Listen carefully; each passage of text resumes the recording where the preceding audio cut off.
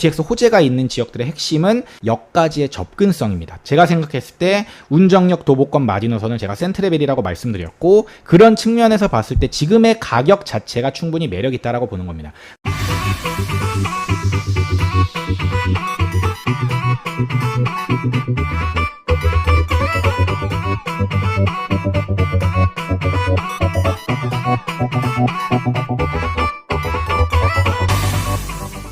세 번째는 파주 운정 신도시의 운정 센트레빌이라는 단지입니다.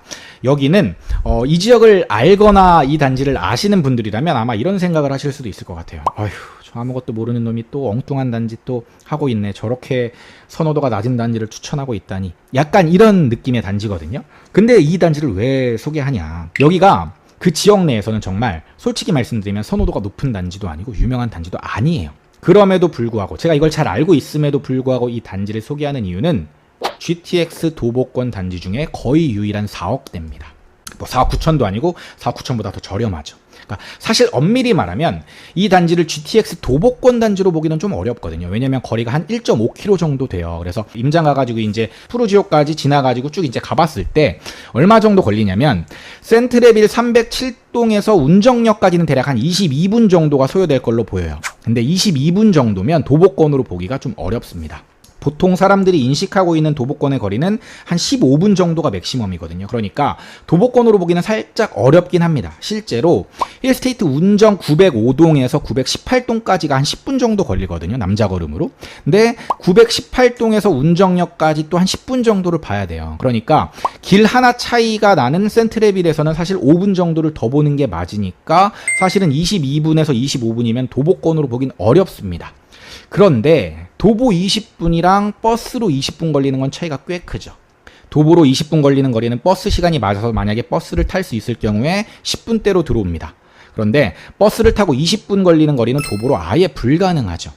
그러니까 제가 생각하는 도보 마지노선에 거의 딱 걸리는 단지가 운정 센트레빌입니다. 매일매일 이렇게 하긴 어렵지만 뭐 이제 서울처럼 사실은 따릉이가 있거나 이러면 훨씬 더 좋긴 할 텐데 이제 경기도 쪽에는 이제 따릉이처럼 이렇게 편하게 이렇게 돼 있는 거는 많진 않아서 그래서 거리상 가까워 보이긴 하지만 그 바로 위쪽에 있는 6단지 한라비발디도 있거든요. 근데 여기는 도보로 좀 어렵습니다. 근데 제가 생각하는 도보권의 마지노선은 운정 센트레빌인 거예요. 그러니까 만약에 버스가 있으면 버스를 타는데 버스 시간이 안 맞아가지고 내가 굳이 내가 가야 된다면 그래 여기는 걸어갈 수는 있어. 요 정도 거리가 운정 센트레빌과 GTX A 운정역 사이의 거리라는 겁니다.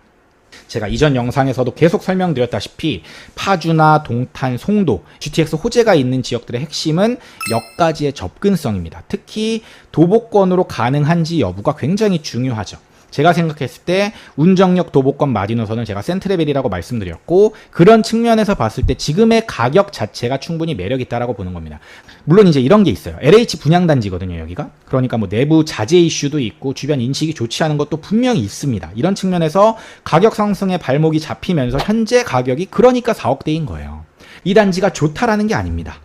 근데 실제로 임장 가보면 주차 공간도 되게 넓거든요. 그리고 주변 상가도 되게 잘 돼 있어요. 옆에 홈플러스 포함해가지고 편의시설도 되게 많고 그 다음에 현재까지는 여기 주변이 운정신도시에서 제일 큰 학원가를 가지고 있거든요. 앞으로 이제 더 큰 학원가가 저쪽에 생길 수 있겠지만 어쨌든 현재까지는 가장 큰 학원가가 이쪽에 있다라는 거죠. 그리고 초품화 단지에다가 중학교도 가까워요. 그러니까 여러 장점들이 있습니다. 물론 분명한 단점들도 있지만 이런 장점이 있고 제가 생각하는 GTX 도보권의 거의 마지노선이라는 거죠.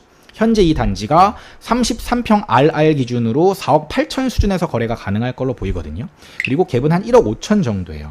그런데 저는 이 단지를 갭으로 갭 1.5억이면 괜찮은데 라고 접근하는 것보다는 차라리 실거주 목적으로 접근하는 게 낫다라고 봅니다. 왜냐하면 향후 대장이 될 수 있는 파주 운정 3지구 운정역이 들어오는 파주 운정 3지구가 앞으로 이렇게 많은 단지들이 들어오기 때문에 그렇습니다. 그러니까 25년, 26년, 27년 이때 굉장히 많은 단지들이 들어오기 때문에 섣부르게 그냥 갭 투자, 갭이 지금 1.5억 막 전반적으로 지금 서울 수도권이 전세 가격이 오르고 있다라고 해가지고 갭으로 들어갔다가 나중에 이제 2년 뒤나 갑자기 세입자가 나간다 그러고 역전세를 맞아서 힘들어할 수도 있으니까 차라리 이 단지는 실거주 단지로 추천을 하는 거죠. 이 단지는 힐프아나 이런 단지들이 시세를 리딩해 나가면 이 단지들 따라서 비율만큼 올라갈 단지이지 절대 시세를 리딩해서 갈 수 있는 단지는 아니거든요. 그러니까 저는 이 단지가 실거주로 가성비가 괜찮은 단지, 4억대에서 GTX A 노선을 그래도 도보권으로 이용해 볼 수 있는 단지 중에 하나이지 않을까라고 생각해서 이 단지를 추천드렸습니다.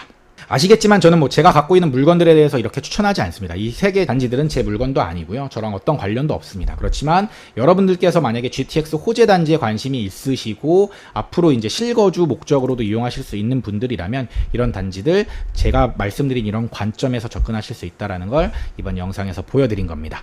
오늘 영상이 도움이 되셨다면 구독, 좋아요, 그 다음에 알림 설정까지 부탁드리겠습니다. 저는 지금까지 시크릿브라더였습니다.